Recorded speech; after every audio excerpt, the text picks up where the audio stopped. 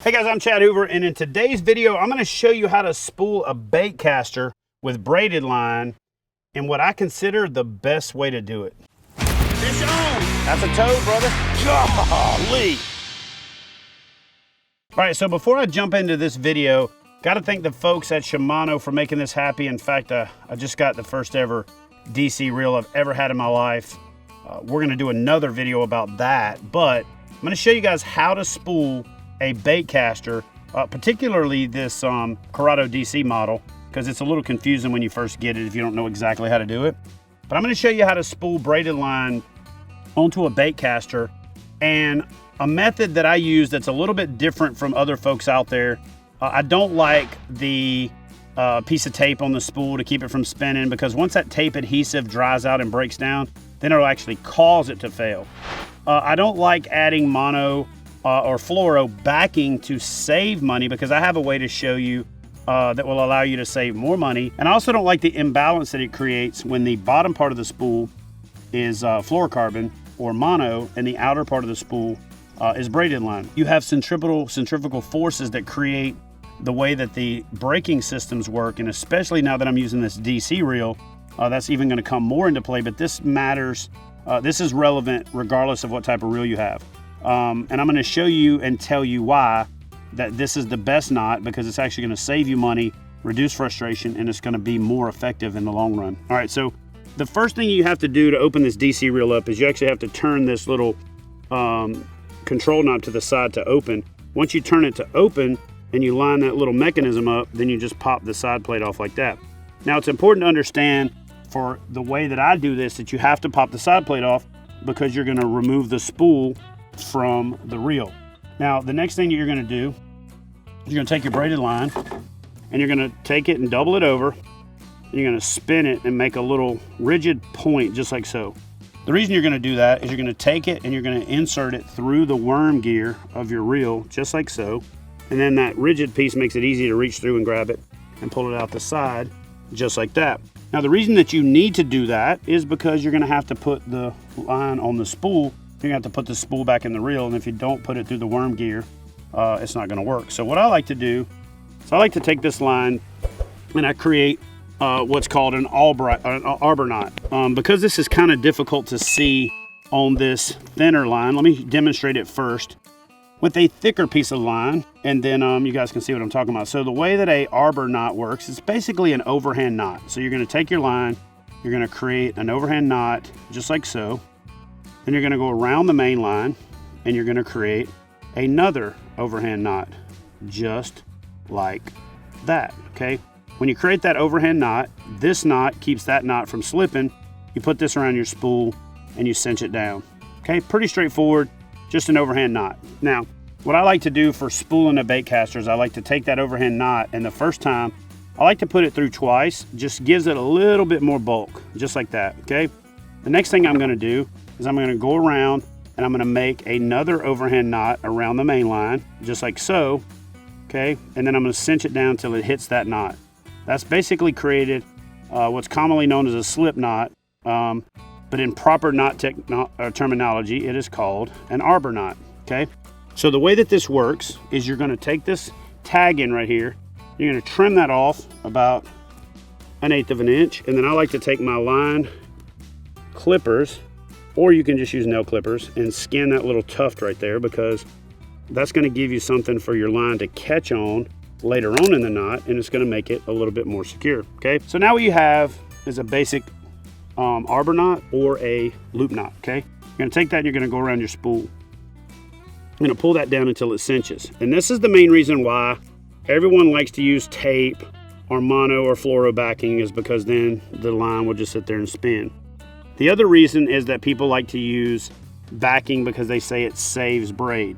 Well, if you use this method, you can do a reel-to-reel or a spool-to-spool method by using another bait caster or ordering a spare spool, stick this in a piece of foam, and then reel the spare line, stick your old spool into the foam and reel this to the new spool. So what you accomplish in effect is that you take the old braid on top and put it on the bottom of your new spool, and you put the brand new braid that's on the bottom of your old spool and you flip it on the top. So you basically flip your braid. When you do it that way, in my opinion, you get more mileage out of your braid But at the same time, this is a superior way to connect your line to your spool. So once you've got that arbor knot there, if you notice it just going to continuously slip. So what you're going to do is you're going to make a half hitch, which is basically just a loop. You're going to go around the spool. Then you're going to turn the spool the other direction, and you're going to make another half hitch. Once you make those 2 half hitches and you pull your loop down, you're going to simply add a little pressure to it, and you're going to go back and forth until that knot really kind of locks in. Honestly, guys, right here, if I pulled it hard enough, it would really get rid of it. But if you notice, I'm still getting a little bit of creep if I pull it really hard. Now, what I do that really sets this thing off is I'm going to make another half hitch on the back of the spool, and then I'm going to come back around and make a second half hitch on the other side. That's basically going to give me 2 half hitches on each side, but alternating, because when I pull that down, it's really going to lock that thing in. And guys, once you get that thing tight, you can pull that, and once you get all of that thing out of there, you can pull this thing as hard as you can pull it to the point where you're almost cutting your hands and it ain't going anywhere. So that gives you the best balance of a spool as well. And the reason that I like to fray that little tag in that I was showing you guys is it actually captures it under those half hitches and just really serves to lock that thing in. The next thing you're going to do is you're going to take your slack, you're going to pull it back through, you're going to feed your spool in from the side, you're going to replace your side plate just like so. Turn that to lock it back in place, and then what I like to do here is add some finger pressure. And then on a spinning rod, you want your spool to be vertical. On a bait caster, you can reel it right off the spool like this. So what I like to do is add a little finger pressure with my hand right there and just reel it, you know, spool to spool. And I like to feel it until it's about an 1/8 inch from the spool. So again, part of the key here is to add that pressure right there so you get an even stack. And you're just going to keep reeling that braid on there until you've got about an 1/8 of an inch left on the edge of your spool right there. And once you do that, you're going to get the best performance out of the reel. You're going to get the best performance out of the centrifugal, and you're really going to get the best performance out of a digital control reel. So again, you're going to reel that line on there.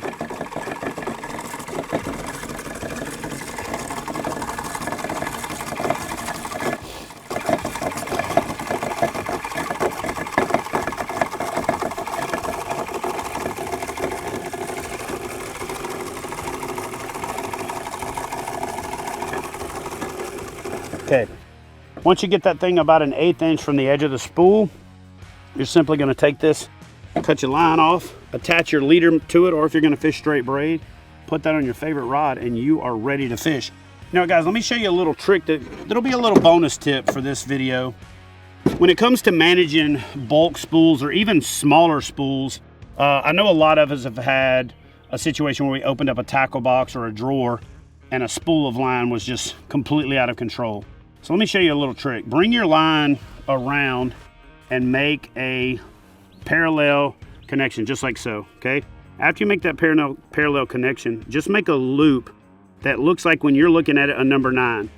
Take your line, your tag in, and go back through that number 9 head 2 or 3 times, and you're gonna hold that and cinch it down. What you're effectively gonna do now is you're gonna pull that line around until it catches.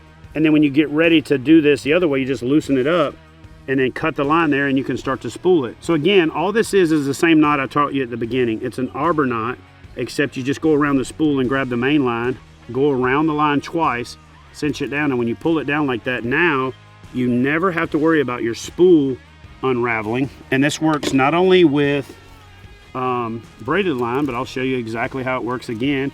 Maybe this is be a little bit more visible. You just pull yourself a loop up, just like so. You're gonna create that number 9 as you're looking at it. You're gonna take your line and go through the hole 2 times, just like so. Whoops. After you go through that line the second time, yeah, just like that. Oh Lord. Once you go through that line the second time, the key here is to hold that line. Now what you're going to do is you're just going to back it off until you take all the slack out and cinch that thing down. See what I did there? You're going to take that thing and you're just going to spin it. It doesn't matter how much slack you get in that spool. You simply walk this thing down, and then once you get all the slack out, just like that, you don't have to worry about opening up your tackle box and have your precious, expensive fluorocarbon spooled out and lost, and you know, costing you money, time, frustration. So basically just wrap your line around, do a double overhand knot, cinch it down and pull it in the opposite direction that the line comes off the spool, and that'll be a better way for you to manage your line, especially this you know, high quality, not cheap braided line and fluorocarbon. So guys, I hope you like this video. If you like this type of video, smash that thumbs up. It takes a little bit of time for you, it means a whole lot to me. Leave a comment in the comment section. Tell me if you like it, tell me if you hate it, tell me if you got a better way to do any of the things that I talk about, because as a community, guys, we're all here to learn together. I really love to share the knowledge and experience that I've gained from other anglers and through trials and tribulations and being hard-headed over the years. And so if I can help you become a better angler, that's my mission. Hope you guys like this video. Again, share my content so I can help other anglers enjoy the sport of fishing. I'll see you on the next video. Love y'all. Well guys, I hope you enjoyed today's video. If you did, do me a favor and help support the channel by downloading the Fishing Chaos app now so you can get in on the action.